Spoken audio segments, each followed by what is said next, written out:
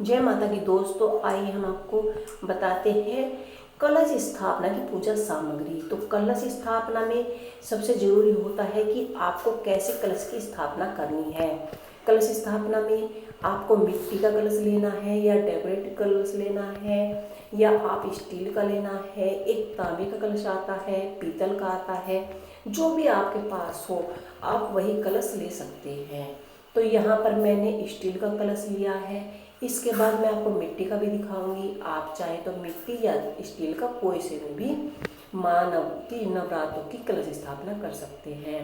तो ये कलश स्थापना की पूजा सामग्री है। तो इस कलश स्थापना की पूजा सामग्री में हमें एक कलश चाहिए, पानी वाला नारियल चाहिए और नारियल पे लपेटने के लिए चुनरी चाहिए, क्योंकि नारियल कभी खाली नहीं छोड़ा जाता।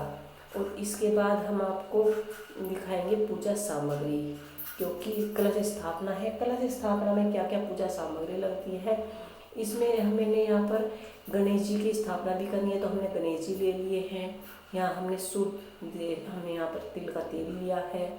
और इसके बाद हमने 5 पल्लव यानी आम के पत्ते, गणेश जी के लिए दूबा, कुछ पुष्प लिए हैं। जब आपके पास जो भी हो आप वही पुष्प यहाँ पर कलश स्थापना में चढ़ा सकते हैं। तो हमें यहाँ पर कलश स्थापना की पूजा सामग्री दिखानी है। आप चाहे तो कुछ फल भी रख सकते हैं, क्योंकि जब पूजा सामग्री में फल की भी आवश्यकता पड़ती है। और इसके बाद आप हवन करने के लिए थोड़ी सी यहाँ पर हमने सामग्री ली है। सामग्री शुद्ध होनी चाहिए, ये आपको ध्यान रखना है।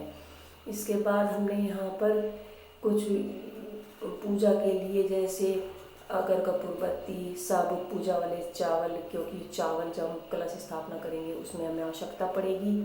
इसके बाद हमने कुछ पताशे लिए हैं, कुछ हमने यहाँ पर चंदन लिया है गणेश जी को अर्पित करने के लिए। यहाँ पर सिंदूरी ली है, चंदन लिया है, हल्दी ली है, कुमकुम, एक मिट्टी का दिया लिया है हमने यहाँ पर, और हल्दी ली, थोड़ी सी हल्दी भी ले आप, क्योंकि हल्दी पर 5 पल्लों पर हम हल्दी लगाते हैं। और ये हमने कलश में डालने के लिए हल्दी, सिक्का, लौंग, और यहाँ पर हमने ये कलावा लिया है। यहाँ पर जनेऊ बनाने के लिए हमने धागा लिया है सूती, और दीपक बनाने के लिए हमने रुई ली है, माचिस। तो ये सभी सामग्री हमारी कलश स्थापना की है। आपको कैसे लगी हमें जरूर